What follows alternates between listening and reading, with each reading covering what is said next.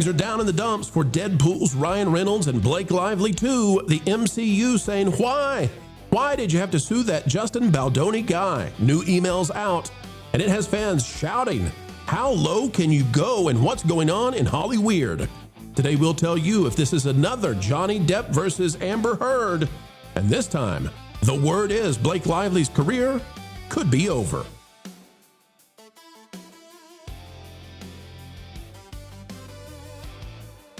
Hello folks, hello friends, welcome back yet again to the channel that continues to change hearts and minds simply by telling the truth, one video at a time. It's a great time to have you joining us. Let's get to it. Justin Baldoni, Blake Lively, Ryan Reynolds. Oh my, hard as they try, they just might be destroying the MCU. Well, things are getting even worse for Ryan Reynolds and Blake Lively. Those emails are no bueno, and their attempted takedown, allegedly, of one Mr. Justin Baldoni, costing them a lot more than money. Here from TV and Movie Addict, here's what it says. Blake Lively provided proof of how to smear and blacklist someone in Hollyweird. Just read these messages Lively sent to Ben Affleck. We're going to. And Matt Damon. Instead of being a hard worker and earning her title, she instead messages everyone she knows about how terrible Justin is. Even has someone push her cut through. This smear campaign against Baldoni should scare everyone who may one day work with her. It shows how easy it is for someone with connections to go behind the scenes and start tearing someone down before anyone even knows what's happening. They chose this. They want to wage war against Baldoni. So let's read it. Let's see what happens behind the scenes. You ready? Hey, Ben, it's Blake. Don't hang up. I hope life is treating you beautifully. Ryan was going on and on about you recently amongst all that chaos. He was blown away by you, though he was equally effusive about your Duncan commercial. So know you have a Canadian fan club in my house and a Burbank one too. I'm writing with a zero pressure ask.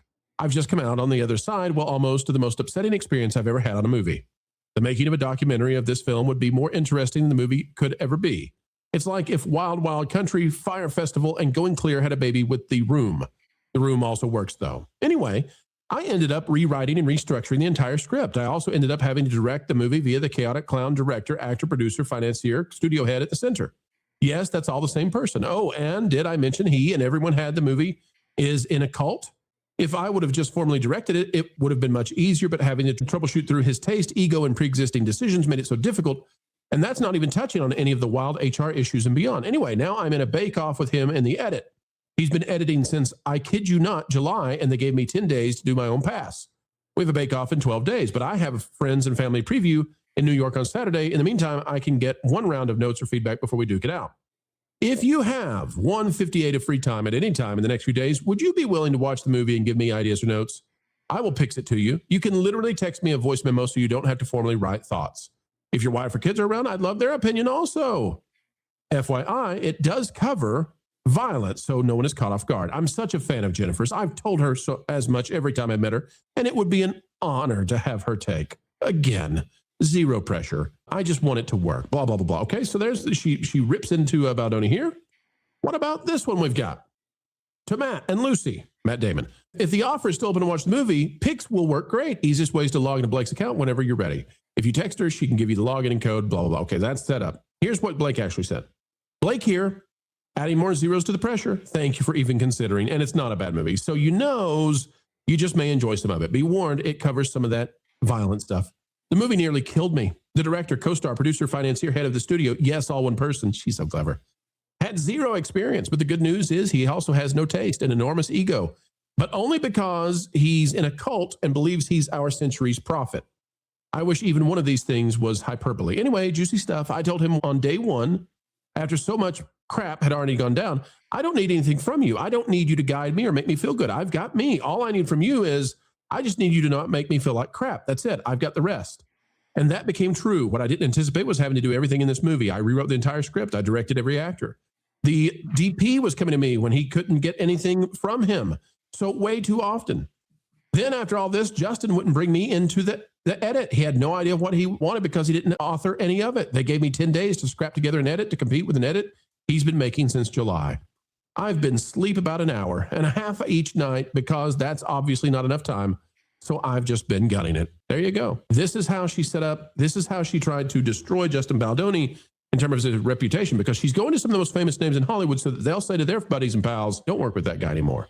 And all of this seems to have been to try to wrestle control of the financing and the money of the film so that she could get all the proceeds. Guys, how damaging is this as this is now coming out? She's lost her friends. Taylor Swift wants nothing to do with her. Disney seems hesitant with Deadpool. Like, what has this cost them, this cockamamie crazy scheme they came up with to wrestle away this silly little film that could have been just, a blip on the radar, but they had to destroy Justin Baldoni? It could have been a blip on the radar. It also could have been a whole franchise. If I'm not mistaken, I think there's other stories that are attached to this, and that's what this was originally intended to be for them. But everything about this is ugly, and it's people that, regardless of where you stand on it, like picking sides or whatnot, even though I think it's pretty clear on what side is maybe morally justified, these are people that couldn't communicate. This is a failure of communication in every angle. Instead of talking these things out themselves, they're playing these shadow games. And by there, I mean, we see Ryan Reynolds doing this in court documents. We see Blake Lively is trying to involve other people. Really, what I think is just as a form of proxy to bring more people involved, more high profile people, because this thing was getting out of control. I think this ongoing, the fact that this is going to be an ongoing case and there's going to be even more baggage that is aired, it's not a good sign for them, number one, but it's also not a good sign for Hollywood. The more people that get swept up into this, the more problems this becomes. And now you've got right there, Ben Affleck and Jennifer Lopez are now going to be named in this. You've got a lot of people that have family names that this will be tarnished for, like, their names will be tarnished forever. Ryan Reynolds, I can't look at him the same after reading those text messages. I have no interest in seeing anything he puts out.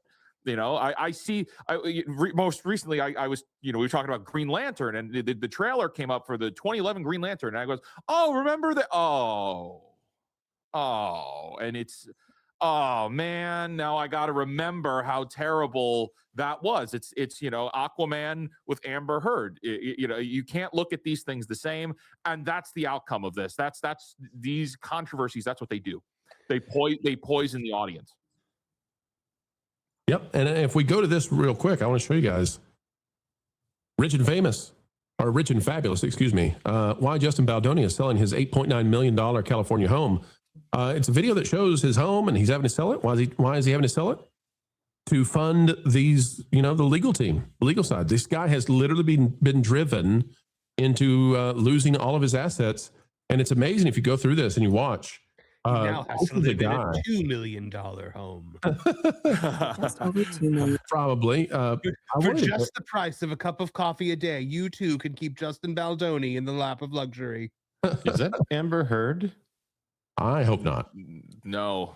Surely not. He would defend Amber Heard, though. 100% he would. Like, let's not start painting Justin Baldoni as the good guy. He's not a good person, but he's right in this situation. Walk us through that, Marvin. Explain why he's not a good person. And like, he's a gross male feminist. Well, that's what I was going to say. I think he's a guy who truly believed all this stuff, and he was just so naive, and he's been suckered into now being punished for being so wrong. Pity not the arsonist who burns in their own flame. He is 100% a proponent of this woke Hollywood system that is now coming for him like a freight train. Blake Lively is the bigger villain here. Don't get me wrong. She's 100% in the wrong. He is 100% in the right here. And maybe this will change the way he looks at things, but I somehow doubt it. I have a hard time feeling bad that someone has to move out of their $9 million home and probably has to downgrade to a $3 million home. Like that. Yeah. Miss me with the Sarah McLachlan on that one. I do hope that, even if he's renting an apartment for a couple $1,000, go 100% of the way forward with this. Take this all the way to the end. Everybody, like everything I just said and that Marvin said, we need to know. We need to see this stuff. Like I want to know who are the bad guys in Hollywood. Like I think we deserve that. And I would love to. It actually furthers our arguments that there are problems, and now we will have even more proof to these problems and who are the people causing the problems. If you want to see who the bad guys in Hollywood are, just look at Hollywood and just point at everyone. Close your eyes and point. Yeah. Jonas, If they say someone's a bad guy, I have an automatic suspicion they're not the bad guy. Jonas, what about the Ryan Reynolds side of this and the damage to Disney potentially? Because we're not even into the real messiness yet, right? I mean, this is some sniping and this is some stuff coming out, but we're not in the trial yet. And this could turn into another Johnny Depp, Amber Heard, but it affects the MCU. You know, what's funny is I think that Ryan Reynolds probably benefited in some way by looking like a family man, despite the way that he presents on screen. Luckily, the person that he presents as on screen is an unaccountable jerk. Like that's the character that he plays. So it can favor that in some way. I think that if he were trying to play a wholesome, nice guy, like if he had a Tom Hanks persona, and it turns out that Tom Hanks was a dirtbag, not that I know anything specific here, then that would create some dissonance for the audience. But if he's playing Deadpool, if he's playing characters that are irresponsible and a jerk, okay. I don't know how much of this gets on Deadpool and therefore Disney. I think there's also he could have the Hugh Jackman effect here, where Hugh Jackman had this semi-heroic persona, which has been diminished by, I'm also going to say, his association with Ryan Reynolds. I don't know that the audience really believes in Ryan Reynolds the way that they probably believed in Hugh Jackman, which has now been diminished because of some impropriety, alleged impropriety. I don't know anything. I don't know how much this hurts Ryan Reynolds, is what I'm saying. And he has the ripcord on his relationship that he shouldn't take. Very interesting. We shall see, but there's a lot here. Blake Lively and Ryan Reynolds, this whole effort, there's no money amount that you can put on this in terms of the damage it's done to them. None of this is worth it whatsoever. So we shall see. We shall see, folks. We'll pay attention to it. But this could be another Johnny Depp, Amber Heard situation for Disney, and that's not good. Pirates of the Caribbean, still dead, still muerto. And that's not where they want to go with Deadpool, especially after Deadpool and Wolverine. And that's a wrap, ladies and gentlemen. We are done for now, but don't worry. Do not fret. Not yet, for more content is still coming your way 4 times a day right here on the Pro Channel. What a joy it has been to share our time with you. We hope you feel the same. Adding value to your every single day is our job here, and we take it very seriously. Folks, the only thing we ask in return is that you consider clicking that like button. Share, subscribe, click it, stick it to those algorithms. It's the notification bell. And drop a comment right on down below. And folks, if you'd like to subscribe to our partner YouTube channels, That Park Place, That Pod Place, That Game Place, and some of those radio stations like Vacation Radio, well, we certainly would appreciate it. Until the next time we have the honor of spending time and being invited into your day, folks, we go on our way saying this: keep learning, keep growing, and as always, keep having fun. Ladies and gentlemen, thank you for watching the video. Remember, this Wednesday is the Disney Shareholders Meeting. Coverage live on the Pro Channel begins at 10 a.m. this Wednesday. Also, friends, if you'd like to join us for MegaCon, we'll have a booth set up for you to join. Info on the screen. Come see Marvin, Lorne, and maybe one more at MegaCon, 11 a.m. to 2 p.m. on Friday. We'll see you. Thanks for being here. You're the Gigawatts.